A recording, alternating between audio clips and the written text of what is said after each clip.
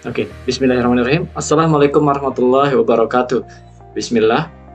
Perkenalkan, saya di sini selaku ketua kelompok Rifki Rusdi Sama Putra dan anggota saya Nyoman Bagus Arya Uriada dan anggota saya juga I Dewa Agung Adinata Budi Satawa dan anggota saya juga Baik Soraya Aprilia Monica. Di sini kami membawakan tugas besar dari rekayasa perangkat lunak, yaitu dengan judul Mission, inovasi aplikasi digital service kendaraan di Kota Mataram guna mewujudkan SDGs 2030. Pertama-tama, mari kita lihat kenapa kami mengangkat judul tersebut. Indonesia masih menghadapi tantangan akomodasi sumber daya penerapan iptek yang tidak merata. Dalam konteks globalisasi yang berkelanjutan dalam SDGs 2030 yang menjadi agenda penting yang perlu ditetapkan oleh Indonesia dalam penekanan penting HAM dan kesetaraan mendorong sosial dan ekonomi kehidupan di Indonesia tersendiri. Termasuk di Indonesia adalah pembangunan berkelanjutan juga harus diimplementasikan dengan berfokus pada 17 goals di dalamnya. Dalam hal ini kebutuhan akan transportasi dan meningkatnya di INTB dan mengarahkan pada peningkatnya jumlah kendaraan. Maka ada beberapa hal yang bisa kita fokuskan di dalam sini, termasuk adalah beberapa permasalahan sebelumnya. Baiklah, mari kita lihat. Kendaraan baik motor, bus, atau mobil, kendaraan sejenis memiliki peran serta cukup optimal bagi segi komersial maupun alat transportasi biasanya.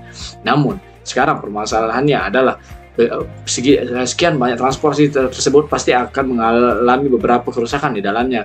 Namun permasalahan di sini adalah sedikit bagi seseorang yang melakukan perjalanan jauh, maka dia akan susah menentukan tempat untuk memperbaiki kendaraannya jika memang itu memang kendaraannya dalam keadaan tidak optimal itu sendiri. Di NTB itu sendiri, jumlah kendaraan yang meningkat menimbulkan angka kebutuhan terhadap pelayanan bengkel juga semakin signifikan. Hal tersebut juga sejalan dengan potensi jumlah kendaraan di wilayah NTB yang cukup signifikan. Potensi ini menjadi sistematis awal dalam pengembangan konsep baru pada ranah digital, terlebih khususnya pada era digitalisasi mengacu pada 17 goals SDGs, terlebih pada poin ke-9, yaitu pada peningkatan industri, inovasi, dan infrastruktur. Maka berdasarkan problematika dan potensi yang ada, maka penulis menginovasikan sebuah konsep penerapan sebagai upaya mengurangi angka kecelakaan dan meningkatkan akomodasi digital untuk memudahkan akses komunikasi antar masyarakat dan pelaku industri guna meningkatkan di era digital inovasi, yaitu dengan judul Mission, inovasi aplikasi digital service kendaraan di Kota Mataram guna mewujudkan SDGs 2030. Mission merupakan aplikasi digital service yang diterapkan untuk dipertemukan konsumen dan teknis terdaftar di dalam aplikasi dengan berbasis location based service, yaitu ini adalah website aplikasi itu sendiri. Bab 2, tinjauan pustaka, di mana pada tinjauan pustaka ini terdapat dua, yaitu dasar teori dan teori penelitian terdahulu.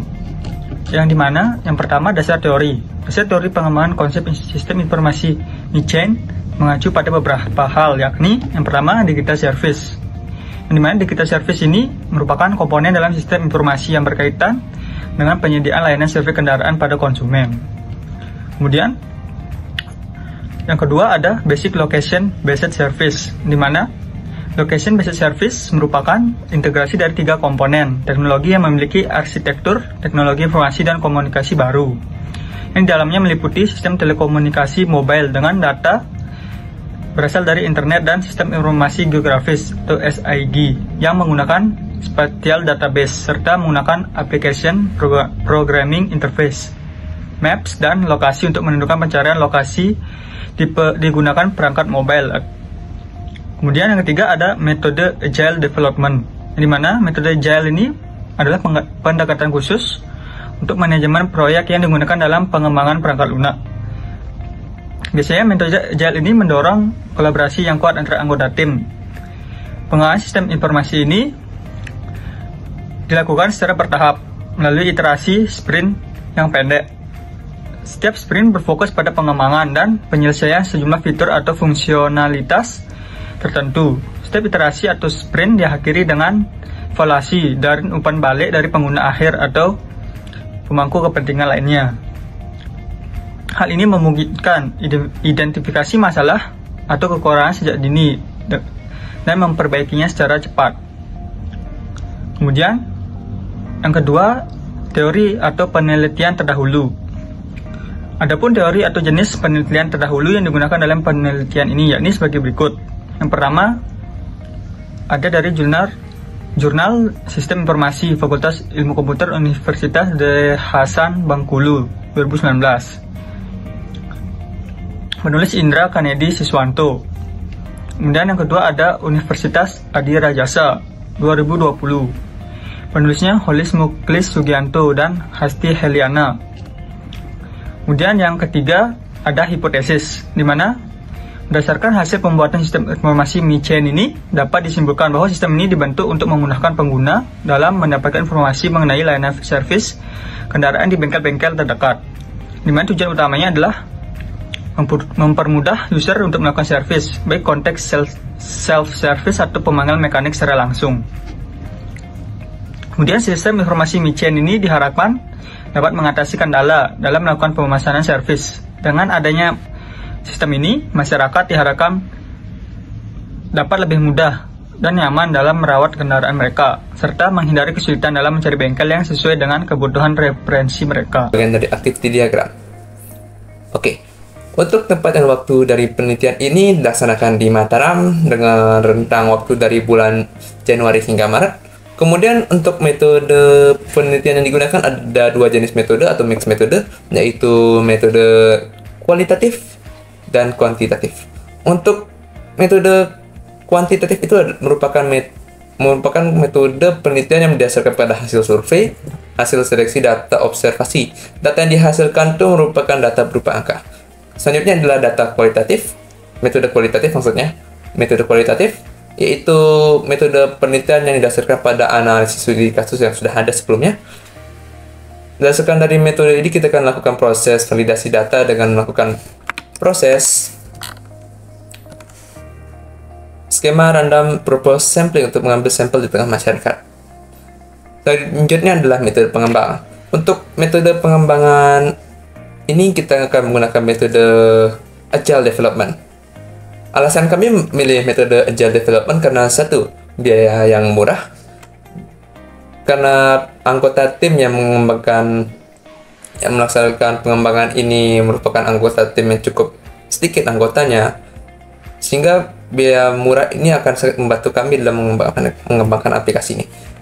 Selanjutnya adalah proses development cycle-nya itu dilakukan secara bertahap dengan iterasi pendek, sehingga kita dapat melakukan proses pengembangan dalam satu iterasi. Kita dapat melakukan proses review. Di review itu kita dapat melakukan feedback apa saja yang perlu kita perbaiki, apa saja yang perlu kita tambah. Kemudian kita akan melakukan proses pengembangan lagi dengan waktu yang pendek, dilakukan secara bertahap-tahap, seperti kayak dari core aplikasinya dulu, kemudian dari fitur tambahannya dan sebagainya. Seperti itu. Selanjutnya adalah kemudahan kolaborasi. Karena tim kita adalah tim yang pendek dan tidak ada pemimpin di tim kami, intinya sih sedikit pemimpin, tidak ada kasa-kasan di tim ini, maka metode kolaborasi ini akan sangat membantu kami, terutama bagi yang job desk yang berbeda, seperti kolaborasi antara developer dengan pengembang UI UX, sehingga kita dapat melakukan feedback langsung di antara dua orang itu secara langsung, sehingga dapatkan aplikasi yang lebih bagus.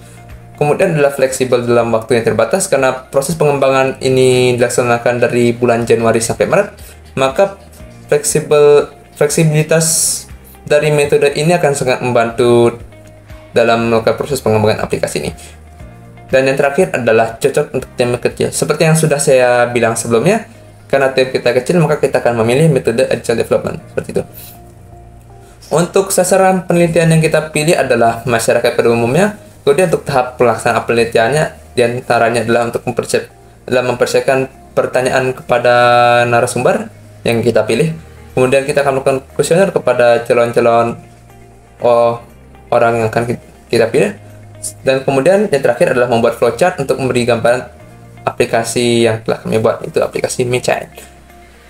Untuk analisis keberhasilan kami adalah dapat mengetahui waktu untuk memperbaiki kendaraannya sendiri melalui aplikasi MICEN. Diharapkannya dengan mudahnya mengakses ilmu dan informasi pada zaman ini, memudahkan masyarakat untuk mengakses aplikasi MICEN dan menggunakannya dengan baik. Seperti itu. Selanjutnya itu analisa dan perakiraan sistem, yang dimana di sini kita membahas tentang analisis apa saja kebutuhan dari sistem. Di sini yang pertama ada perangkat keras, yang dimana selama proses pengembangan website Niken ini dibutuhkan sebuah perangkat keras atau hardware berupa laptop dengan spesifikasi yaitu memiliki prosesor Intel i7 Gen 7 dan dengan RAM 16 GB menggunakan sistem operasi Windows. Lalu yaitu kita di sini membutuhkan software dalam pengembangan website Niken ini dibutuhkan beberapa perangkat lunak atau software seperti XAMPP. Di sini berfungsi sebagai server lokal untuk mengampu berbagai jenis data website. Lalu ada VS Code atau Visual Studio Code yang berfungsi untuk menulis code program dari dokumen web yang akan dibuat. Lalu ada Figma yang di sini digunakan untuk membuat tampilan aplikasi mobile, desktop, website, dan lain-lain. Lalu ada Draw.io yang berfungsi untuk membuat diagram secara online. Dan terakhir ada web browser yang digunakan untuk melakukan pengujian terhadap web yang dibuat. Lalu di sini kita memiliki data, yaitu berupa data input, berupa data diri, user, pemilik bengkel, dan admin yang mengatur informasi dan pengguna website. Lalu kita di sini memiliki data output atau data keluaran yang berupa informasi mengenai perbaikan dan perawatan kendaraan yang dilakukan baik secara mandiri maupun dengan ahli atau bengkel sehingga memberikan kemudahan kepada pengguna. Lalu yang terakhir yaitu pemrosesan data yang di sini dibagi menjadi 4, yaitu yang pertama ada user berisikan data diri berupa nama, username dan password. Lalu ada pemilik bengkel yang berisikan data diri berupa nama, username, email, password, dan nomor handphone. Lalu ada bengkel yang berisikan data diri berupa nama bengkel, email, nomor handphone, pelayanan, alamat bengkel, link Google Maps, waktu operasional, deskripsi bengkel, dan juga foto bengkel. Lalu di sini yang terakhir ada admin yang berisikan data diri berupa nama, email, dan password. Ya, selanjutnya ada tabel IRD, yaitu tabel Entity Relationship Diagram, yang dimana pada sistem ini kita menggunakan ada beberapa tabel yang fungsinya untuk menyimpan semua database dari sistem ini. Yang pertama ada tabel admin, dimana tabel admin ini berisi atribut-atribut seperti ID, name, email, dan password. Kemudian setiap atribut memiliki tipe seperti ID tipenya integer, name varchar, email varchar, password varchar. Kemudian untuk tabel yang kedua ada tabel artikel, yang dimana pada tabel artikel ini memiliki beberapa atribut seperti ID, link, judul, redaksi, penerbit, dan foto. Setiap atribut memiliki tipe, yang dimana seperti ID integer, link varchar, judul varchar, redaksi teks, penerbit varchar, dan foto varchar. Kemudian pada tabel berikutnya tabel bengkel, di mana tabel bengkel ini memiliki beberapa atribut seperti ID, email, nama bengkel, no WA, service, alamat bengkel, link map, waktu operasi, hari operasi, deskripsi, dan foto. Kemudian setiap atribut memiliki tipe masing-masing. Kemudian lanjut ada tabel kontak. Pada tabel kontak ini memiliki beberapa atribut seperti ID, email, subject, dan message, yang dimana setiap atribut memiliki tipenya masing-masing. Kemudian ada tabel mekanik, yang dimana pada tabel mekanik ini terdapat atribut ID, name, username, email, password, dan no HP, yang dimana setiap atribut memiliki tipe masing-masing. Kemudian ada tabel repair, di mana pada tabel repair ini memiliki beberapa atribut seperti ID, kategori, judul, deskripsi, foto, dan link. Kemudian berikutnya ada tabel user, yang dimana pada tabel user ini memiliki beberapa atribut seperti ID, username, password, dan name. Ya, itu merupakan beberapa tabel yang terdapat pada sistem informasi Niken. Selanjutnya adalah saya akan menjelaskan mengenai activity diagram. Untuk activity diagram itu sendiri, saya menyelesaikan activity diagram admin yang tentu saja isinya tentang mengelola. Di dalam aktif diagram admin ini dia memiliki 1, 2, 3, 4, 5 buah mengelola. Pertama adalah mengelola admin, dan kelimanya memiliki alur yang serupa, yaitu kita dari dashboard admin. Dari dashboard admin kita pilih fitur kelola admin. Kemudian dari fitur kelola admin kita akan mendapatkan dua pilihan yang dapat kita pilih, yaitu delete dan update. delete atau del itu berfungsi untuk menghapus data admin yang akan langsung menghapus data dari database. Kemudian ada update untuk melakukan proses edit data admin, mengupdate data, dan admin melakukan update di user admin. Itu untuk mengelola admin ya. Untuk mengelola bengkel juga sama. Dari dashboard admin kita pilih fitur mengelola bengkel. Kita dapat melakukan dua buah hal, yaitu delete, del, atau update. Del menghapus data bengkel, update mengedit data bengkel, mengupdate data, dan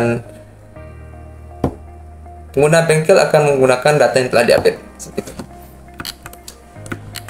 Untuk mengelola artikel juga sama.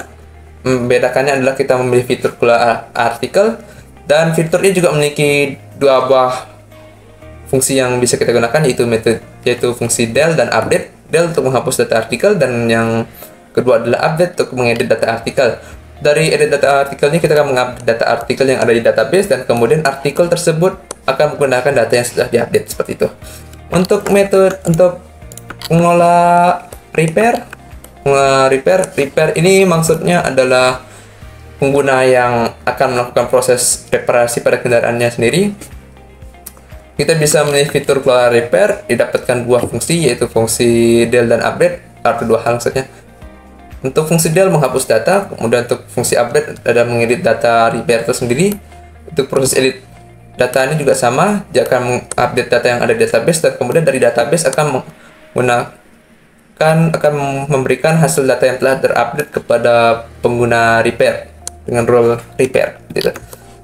Kemudian untuk mekanik itu sendiri adalah orang melakukan proses reparasi pada